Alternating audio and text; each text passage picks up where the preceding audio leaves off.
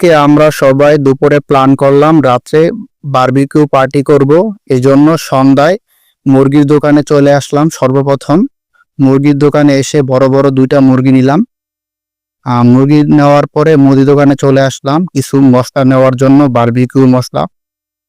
হ্যাঁ, মশলা দেখলাম। তারপরে আমরা মুরগি বাসায় এনে মুরগি কাটলাম, পিস পিস করলাম। পিস পিস করার পরে দেখতেই পাচ্ছেন পিস পিস করছে আমাদের বাবুর্চি ইমন। তারপরে মশলাগুলো দিয়ে একসাথে মুরগিগুলো মাখলাম, মুরগির পিসগুলো। মুরগিতে মশলা মাখানোর শেষে কয়লা গরম করার জন্য কয়লাতে আগুন ধরিয়ে দিলাম। প্রায় আমরা আধা ঘন্টা চেষ্টা করে কয়লা গরম করলাম। কয়লা সম্পূর্ণ গরম হওয়ার পর এখন প্রায় রেডি হয়ে গেছে আমাদের বারবিকিউ করার জন্য। তো আমরা এখন যেহেতু গরম হয়ে গেছে, শিকের উপরে আমরা জালি বিছিয়ে মুরগির পিসগুলো দিয়ে দিচ্ছি। এই যে আমরা সবাই আছি, সবাই একসাথে।